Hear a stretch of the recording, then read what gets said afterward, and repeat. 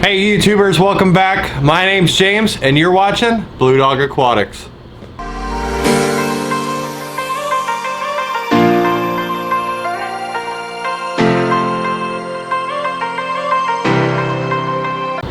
Alright, today we're talking about the 5 differences between wild caught and captive bred. And this covers a big span of reptiles. This also goes into aquatics, but we're not going to dip into aquatics today. We're just going to focus on reptiles, and we're going to cover the 5 topics on that, which are the difference between captive bred and wild caught. Number 2 is why captive bred is so important. Number 3 is how it helps out the wild population. Number 4 is the pros and cons on the health of a wild caught versus a captive bred. And then number 5 is the price difference. So hang tight, stay to the end, and we'll walk you through each and every one of these. Alright, here we have it. Round 1, fight. Captive bred versus wild caught. Now we'll start with wild caught because it's pretty self-explanatory. Wild caught is an animal that was born and spent a chunk of it, or a period of its life, in the wild, where it grew up, where it's from. Like chameleons, they're from Madagascar, so it would be born in Madagascar. And then what they do is they go and they harvest a mom or whatever, because there's such a high demand for that particular animal, and so they'll pull them from the wild and then throw them into captivity. Now, this works if you're leading to doing captive bred, which you would take a mother and a father from the wild, breed them, and then that way that cycle keeps going and it keeps staying as a captive bred. You're not constantly pulling from the wild. Now, some of the common reptiles that are pulled from the wild are Indonesian blue-tongued skinks. Fire skinks are another one. Like I said, chameleons. Chameleons are huge because there's such a high demand for chameleons that they'll go and pull them from the wild. And I'll actually show you, we actually have one here. We did not know it was wild caught. I typically don't buy wild caught. I buy captive bred. And we'll go into that as far as their behavior here in a minute. But a couple other ones are day geckos, tokay geckos, and then savanna monitors. There's just such a high demand for them that captive bred can't keep up, and so rather than people being patient and waiting for it, they will go out and they'll have, you know, a field specialist or whatever will collect the sample of the chameleon or gecko or whatever, bring it back to the States, and introduce it into a captive bred. Now, when you do that and an animal is raised part of its life in the wild, there's some issues, because when you move, let's take we'll take my green tree python for example. Here in captivity, they eat rats, mice, you know, small rodents, stuff like that, and we can control their diet, and they're not as picky of eaters because it was born into captivity. So the second it was born, it was fed mice, it was fed rats, it was fed everything that we want it to eat, but it's not really its natural diet. When you talk about a wild-caught animal that's brought into captivity, they tend to be finicky eaters, because a green tree python, man, she'll eat birds, snakes, lizards, whatever she can get a hold of, because she's fending for herself and trying to find the best option for her so that she doesn't starve. So if you take an animal like that that's literally eating anything, and then trying to put them on a strict, okay, you're going to eat rats and rats only, they may not eat, and they may suffer, burn, and just die because they refuse to do the adjustment. Also with wild caughts, they tend to come in with parasites. They have a lot of health issues coming in. Whereas captive bred, you don't have a whole lot of those issues because either A, they've been watched over very closely, and through genetic lines they can fix genetic issues, or some. But typically when you bring in a wild-caught animal, they have a bit of an issue, or they have a bit of an attitude issue, and that's because they've never been worked with. They've never been touched. They've never been... It'd be like a stray dog. You try to go up and pet it. It's not going to let you do it because it's never had that kind of bond or that kind of connection. Also, with, like I said, with wild-caughts, they tend to have a lot of parasites. One thing with them is... yeah, they have a lot of parasites, and with Blueberry, our chameleon downstairs, he's wild caught. He has a hit and miss attitude. There's days that he's like, oh yeah, you're my friend, and then there's other days that he's like, I am going to rip your finger off, and trust me, he has tried. But with that also being said, you have the issues of the Blueberry. He's been to the vet 4 times in the last couple of months, and that's because when he came in, when they're out in the wild, they have a hard time shedding.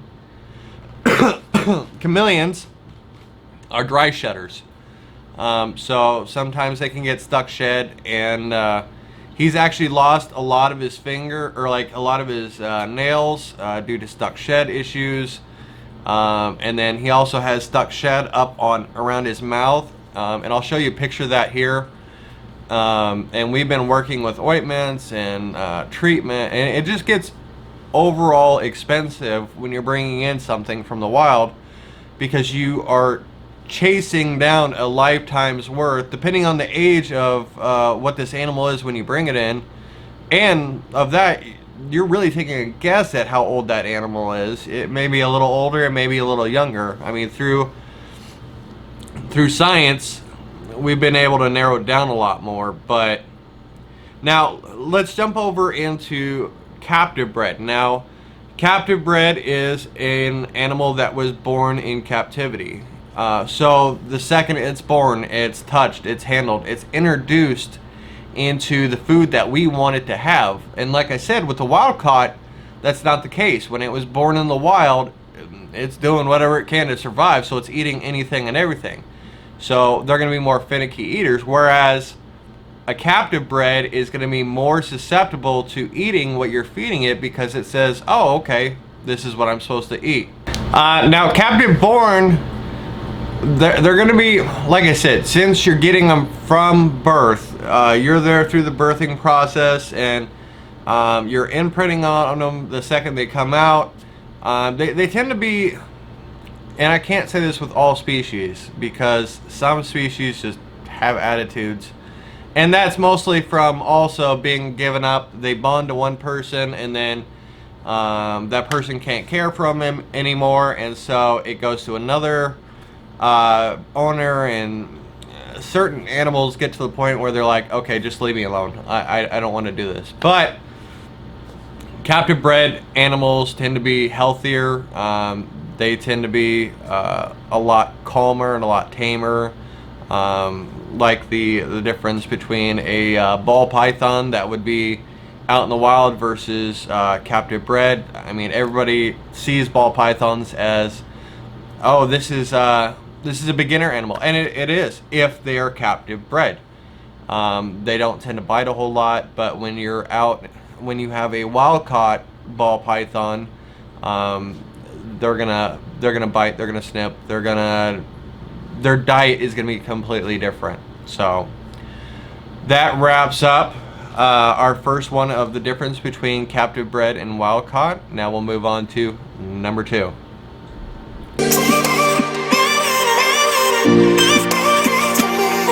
Alright, number 2, why captive bred is so important. Well, and why, in my opinion, is captive bred so important. Now, I'll just go down a list real quick of The most common reptiles that are captive bred, and then we'll dive a little bit into that.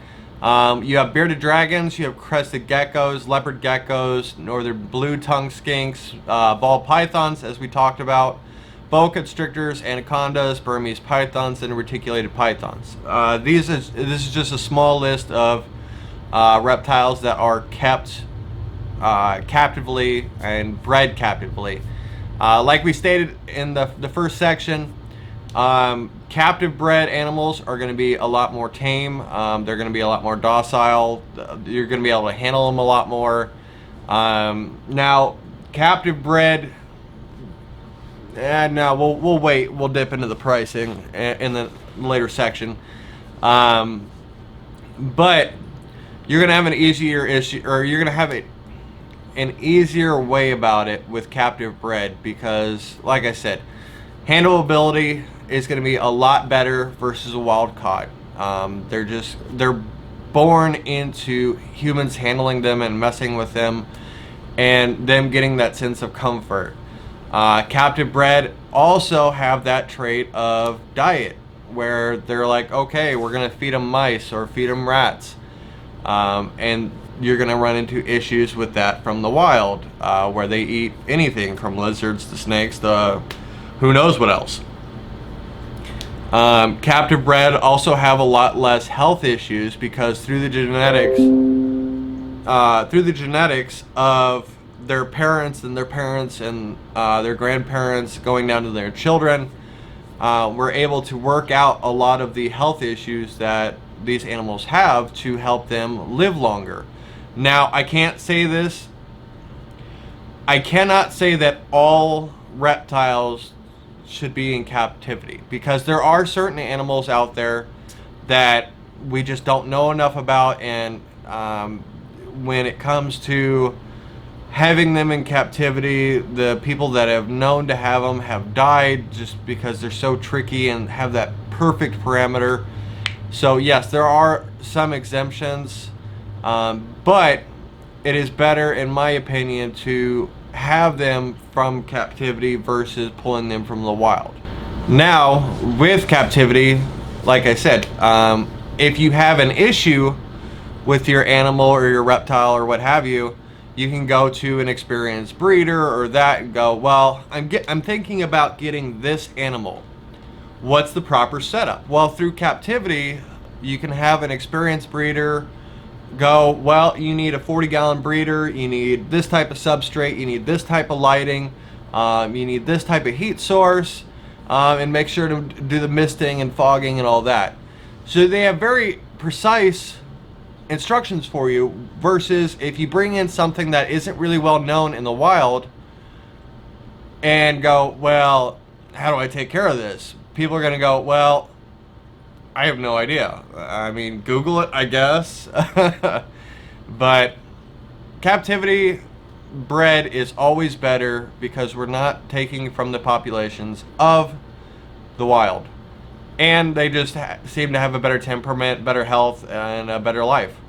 Especially when it comes to getting your kids an animal or a reptile, I'd recommend doing captive bred.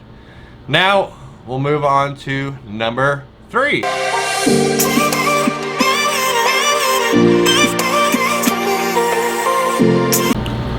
Number 3 is how it helps out wild population. And what I mean by that is why we go captive bred. And I know in the title it says captive bred versus wild caught.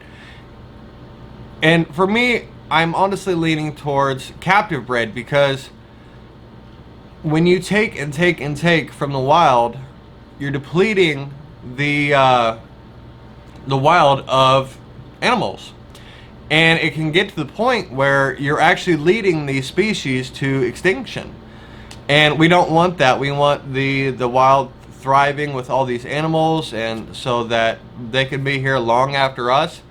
But if we keep taking from the wild and not breeding internally captive wise, then you're going to run these animals straight into extinction, and it's not going to be good for anybody.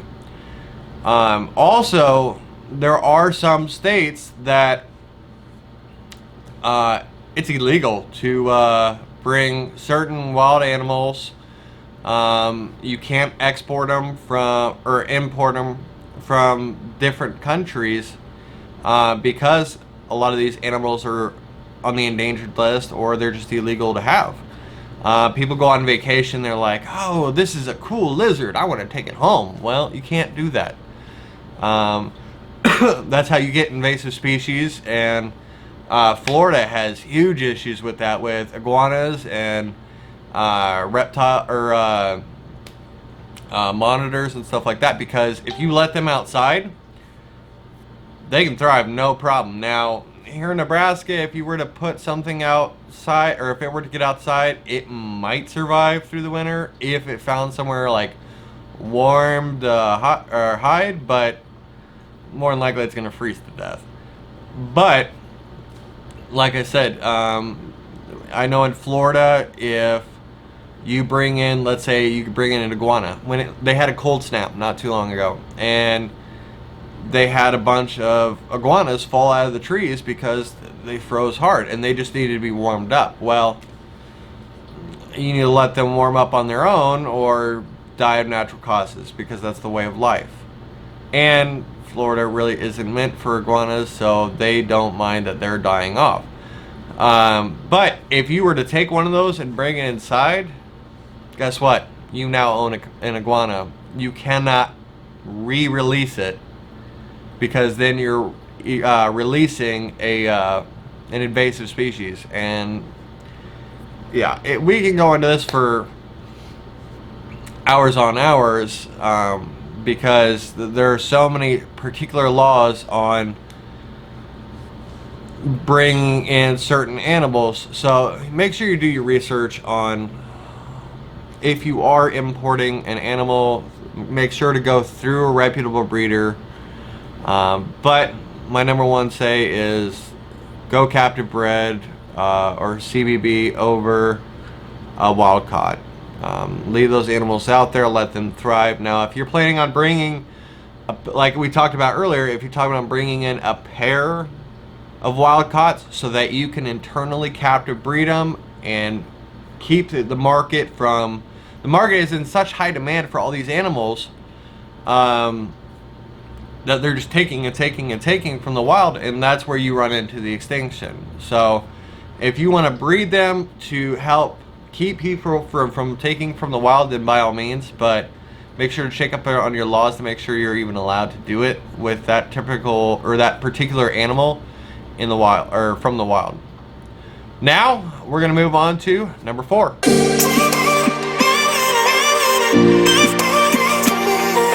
Alright, number 4 is the pros and cons of the health of a captive bred versus a wild. And I know we touched on this a little bit throughout the video, but we'll just do a quick overview on this.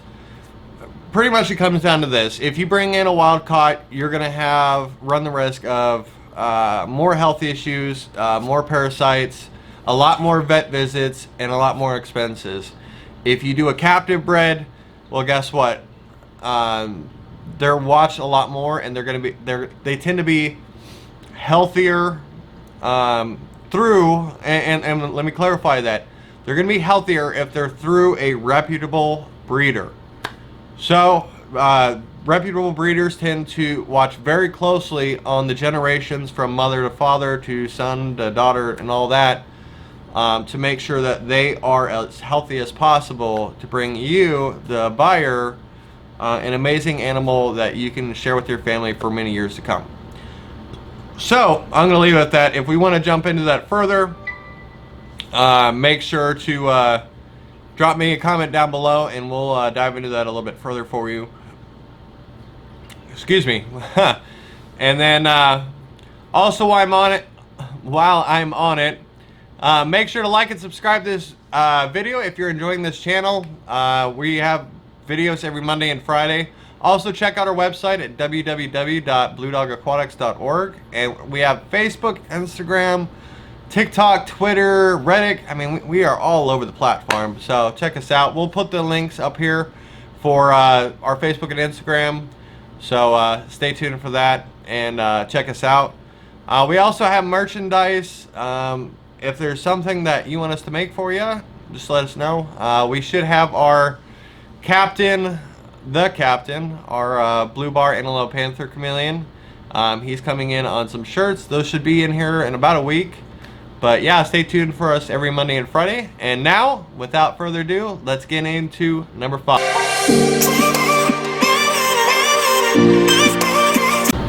Alright, number 5 is the price differences between a captive bred and a wild caught. Now, I'm going to go back on that old saying, you're going to pay for what you get. Wild caughts are going to be cheaper. It's a fact. They are. But you're also going to pay for all the vet bills and all the vet visits and the antibiotics of any parasites that that animal brings in. I mean, I've spent several hundred. I mean, I'm already over the cost of Blueberry, our panther chameleon, of vet bills, just because he came from a bad breeder. He came from someone that should have known that this animal should never have shipped like this. They did have it marked as wild caught, and it was an oversight on me because I was in desperate need. We were getting ready to go to Aquatics, Chicago, and I wasn't sure if the captain was going to be able to go. So we brought in one, and I should have done more research on it. But they're like, well, you know, if you want, send him back. And I'm like, no. You know, I bought him. I'll take the responsibility of him. But that's one of the key things is when you get into wild caughts, don't just think of it as, oh, it's a $300 chameleon. It's so much cheaper. There's a reason why captive bred chameleons or reptiles are more expensive because of the health factor. Captive bred animals are going to be, yes, they're going to be initially more expensive, but you're saving yourself in the long run when it comes to all the vet bills and all that. And so you're actually saving money by investing in a captive bred. So that's pretty much it. And now, captive bred versus wild caught, well, guess what? Captive bred wins.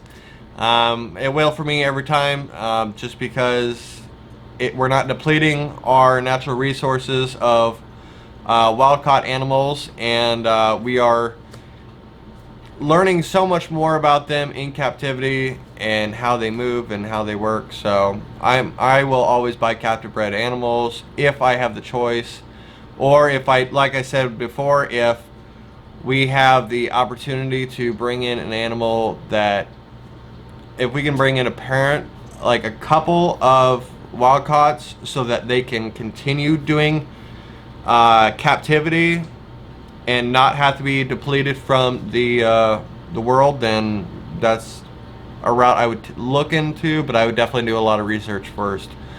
But hope you enjoyed this video. Thanks for watching, guys. We'll have another video on Monday. Make sure to check out the additional videos at the end of the additional video clips at the end, and check out other videos that we have here on Blue Dog Aquatics. And as always, the big question, your tank or mine?